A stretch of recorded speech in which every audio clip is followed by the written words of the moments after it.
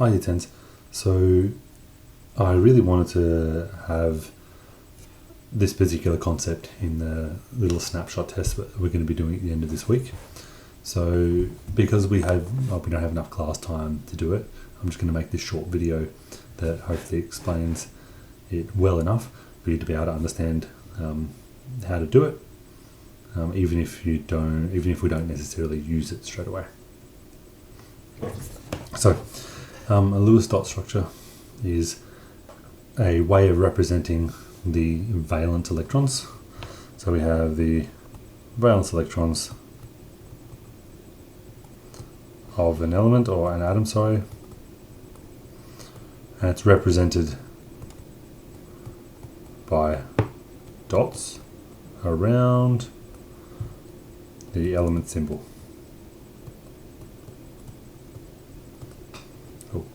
Now the important point here is that they are the valence electrons, and the reason why it's important is because these valence electrons are the outermost ones, and they're the ones that are going to be having interactions with other atoms when we form bonds and do chemical reactions, that sort of thing.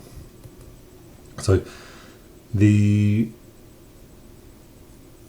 structures will pretty much only have to be done for up to, let's say, the first 20 elements for you guys. But it does work for a few other ones as well. Now what we'll do is we'll start from the easiest one, and that'll be hydrogen. Now hydrogen only has one electron, so it stands to reason that it's got one valence electron as well. And we do that, and we represent that with the element, and we put in a dot in it's a specific spot, but it doesn't actually matter whether it's above, to the right, left, or below the symbol, although those are the 4 spots. So if I do a different one, let's pick carbon. It has it is in group 14, and for the purposes of this Lewis dot structure, we think of it as group 4. It has 4 electrons in the outer shell, and we represent those 4 with 4 dots, 1 in each quadrant around the element symbol. So there are 4 spots. So there's the top, there's each side, and the bottom, and each of those spots will fit a maximum of 2 electrons each. The important part is that we are starting by filling each of them one by one. So for carbon, we've got each of those 4 unpaired. If we move over to one higher atomic number, so nitrogen, we know that it has 1, 2, 3, 4, 5. So I'm counting along period 2, row 2, and it's the 5th one along that row. So it has 5 electrons in the valence shell. So we represent it like this. We have 1, 2, 3, 4, and then we come back and start pairing up one of them. Now the way I've done it with the pair at the top isn't particularly important. That pair could be on the top, left, right, or bottom.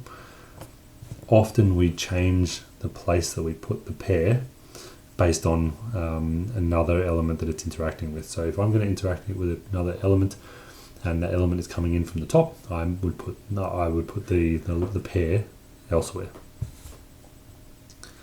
Now as we move along, we'll just do the rest anyway. So we have oxygen. Now we know oxygen is the 6th along this row, so it has 6 electrons in its outer shell. So we go 1, 2, 3, 4, 5, 6. So oxygen has 2 pairs of electrons and 2 unpaired electrons. So the unpaired electrons being those 2 on the bottom, on the left and the bottom.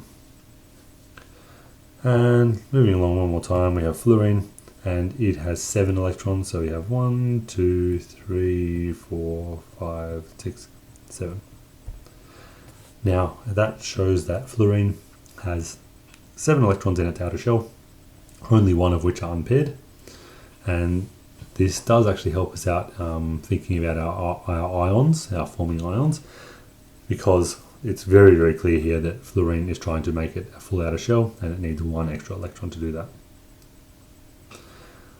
Now if we go all the way to neon, you'll hopefully see why neon is particularly stable and happy the way it is. It has 8 electrons in the outer shell, and we represent it like that. As I've mentioned before, unpaired electrons are what causes our atoms to be reactive, and neon has none of them, which explains why it's unreactive. Now if we move down to the next row, we have sodium. Now sodium is in column 1 or group 1. It's the first in period 3, so it has 1 electron in the outer shell, which we represent with a single dot. Now remember, that dot can be top, bottom, left or right. Just for the sake of completeness, we're going to go all the way across. Oops, sorry. We'll just go step by step. Mg, Al, Si, phosphorus P, S for sulfur, Cl, and argon. Now magnesium has 2. Remember, we put the 2 unpaired. The only time they pair up is when you have more than 4 that you're putting in here. Aluminium will have 3. 1, 2, 3. Silicon will have 4, just like carbon. It is in the same column after all. Phosphorus is in the same column as nitrogen, which is why it looks the same. Sulfur has 1, 2, 3, 4. Sorry, that was a terrible way of doing it.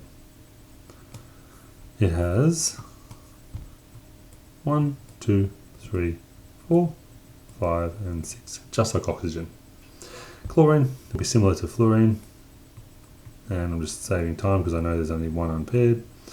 And argon will be all 8.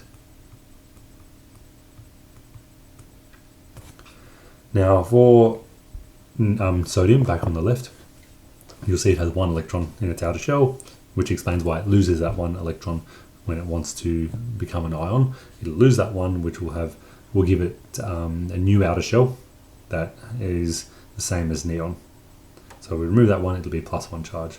Magnesium will be +2, aluminium +3, and so on. Now, that is pretty much as far as we need to go.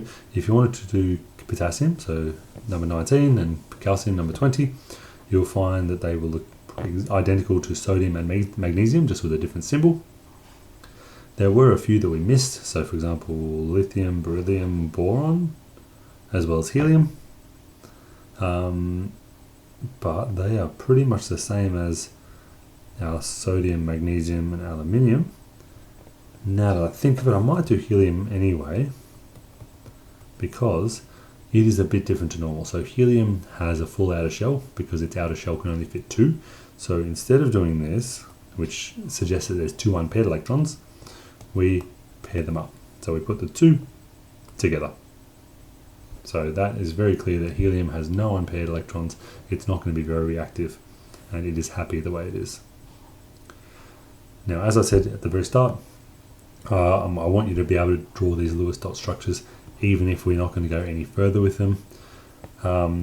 Super quickly though, when we one of the main places we use them is when we look at covalent bonds, so it's the next type of bonding past ionic bonding.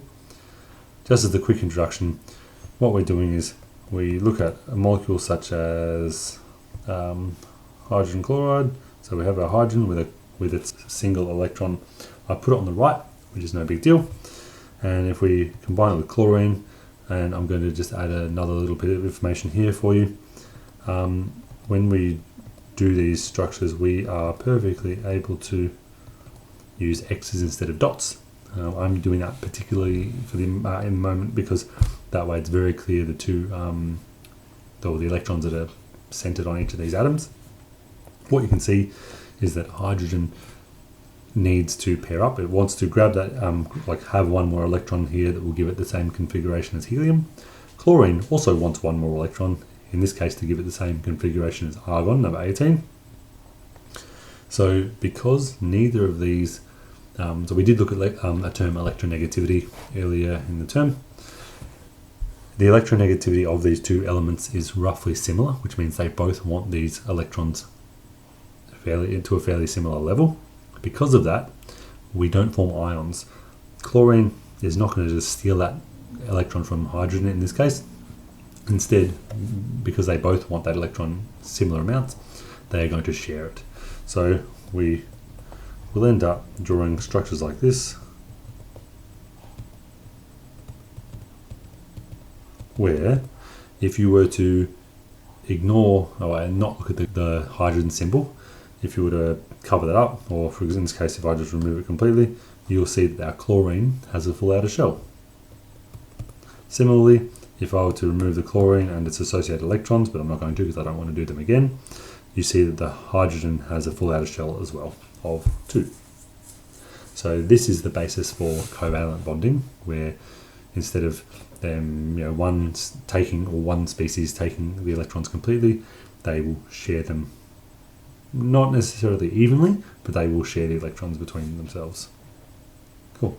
Hopefully this was informative and will help you draw these structures in the test.